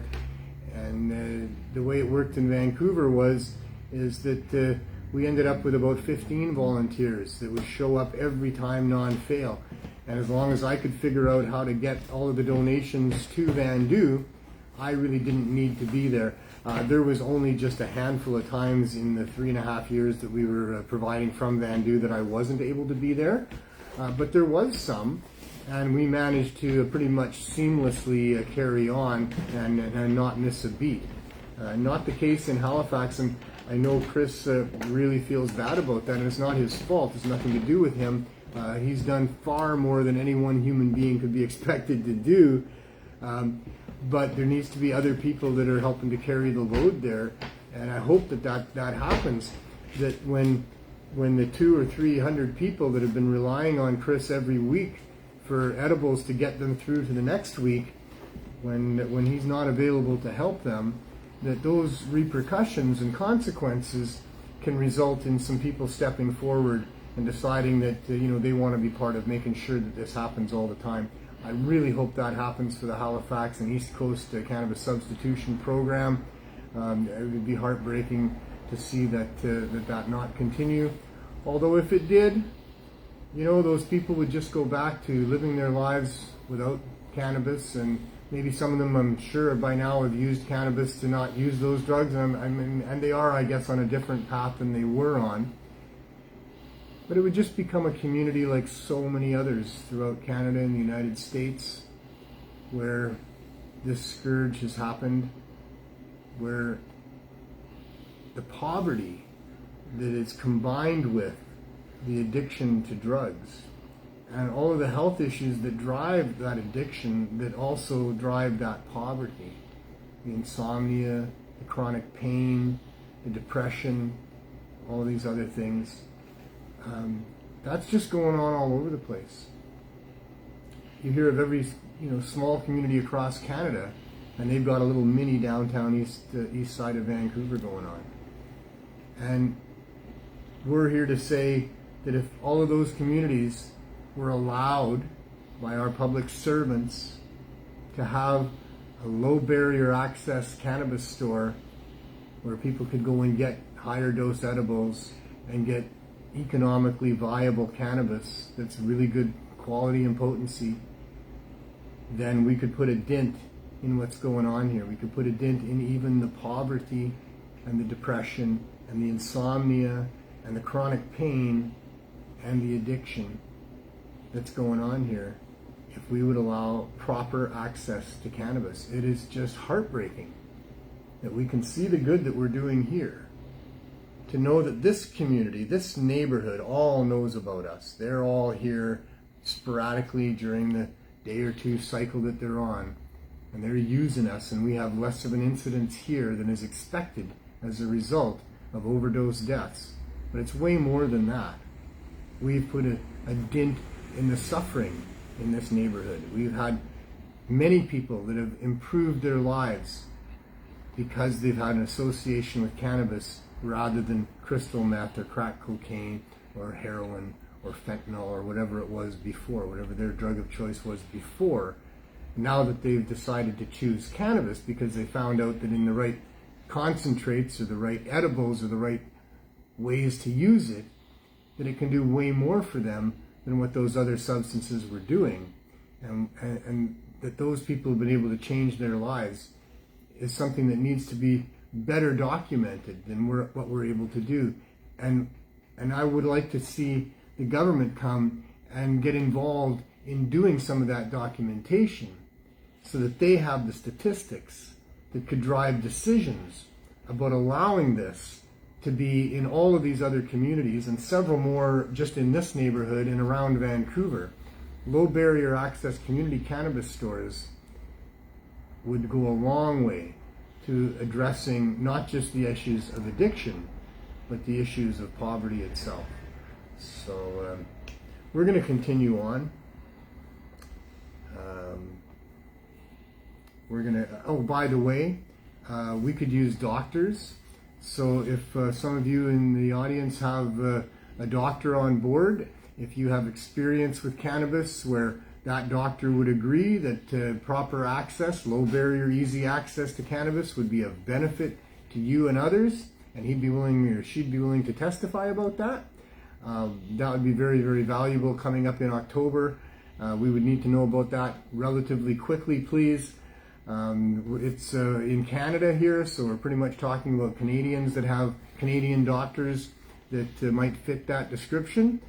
Please let us know here. We're entering into what will be probably the most important battle that we've had so far about what the government will and won't do and can and cannot do with respect to prohibitions and legalizations of access to cannabis. Be part of that. Maybe your doctor can be part of that. We would like to have a number of different doctors be able to speak to that. So if you have one, please let us know and put us in touch, and I'll put them in touch with our lawyer on that. Meanwhile, I guess it's time to take a little trip outside and see what's going on, show you a little bit of the reality of life here with the Cannabis Substitution Program in Vancouver. Take that.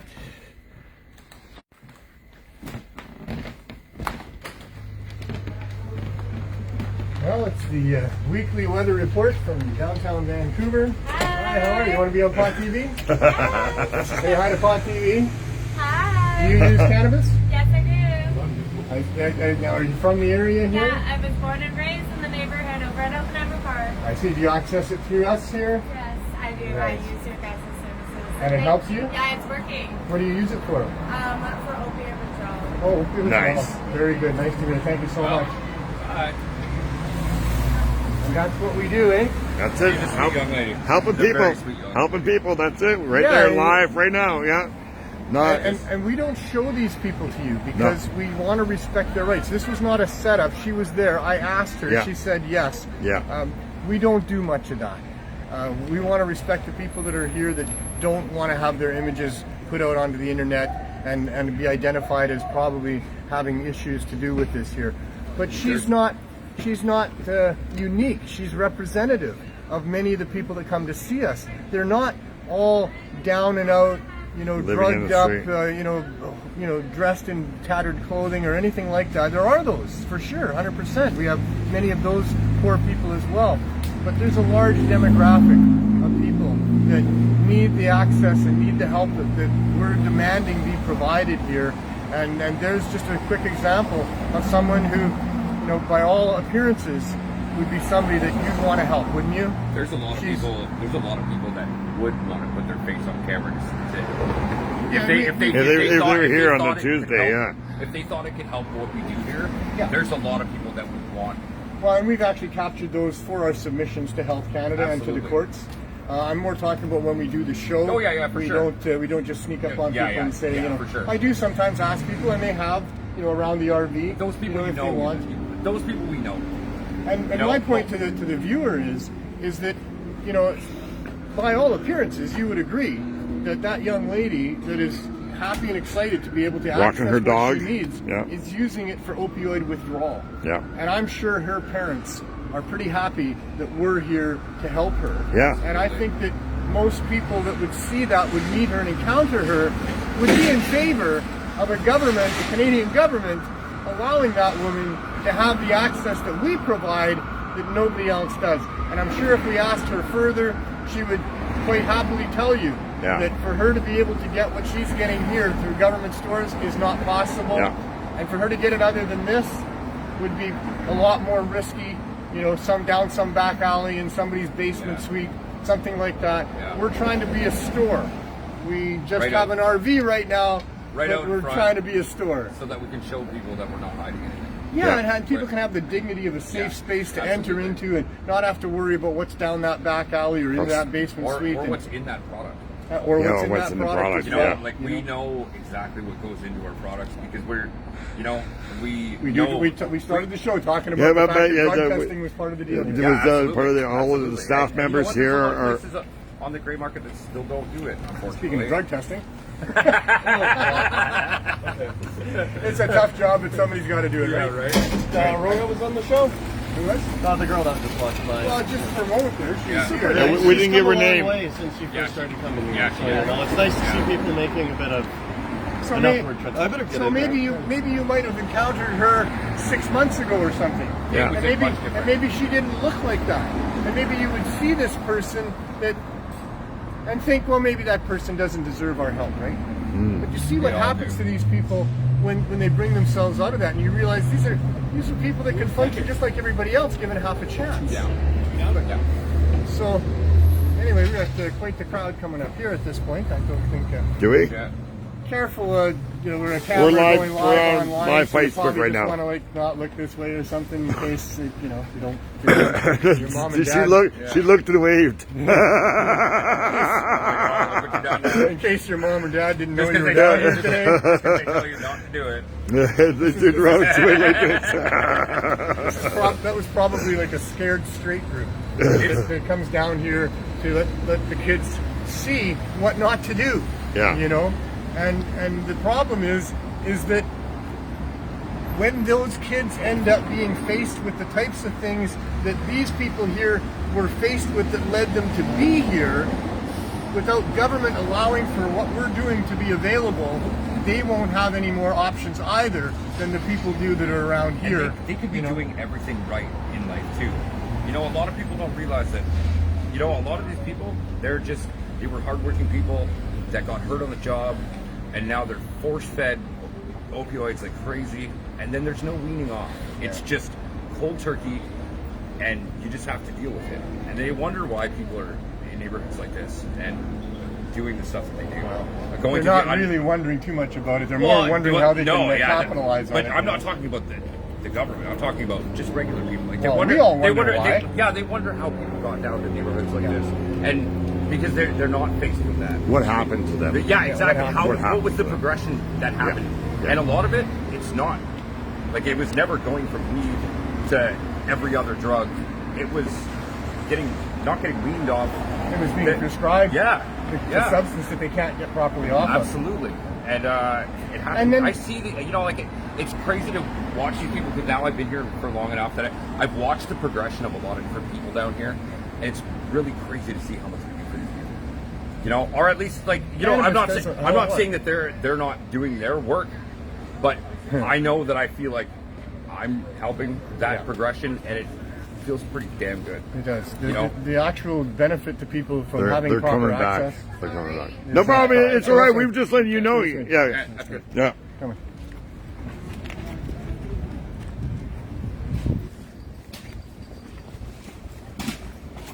It's a cloudy, decent day. There's our weather report.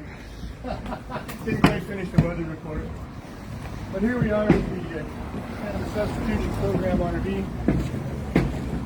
This is our sign to the people, let them know what it is that we're doing here. We're trying to give people a proper access to cannabis as an option instead of the hard drugs.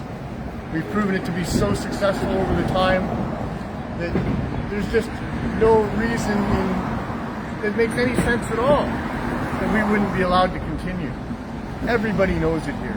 All the people in the area know. All the groups know. Only Ottawa doesn't seem to understand. Yeah. Well, here we go. Hello there. $25 for a full gram, 86%. Come on in. Okay. Have a seat. Pull up a seat and roll yourself a doobie. Do some testing for us. I'm Let us rolling the know how camera. I it can't works. roll nothing, buddy.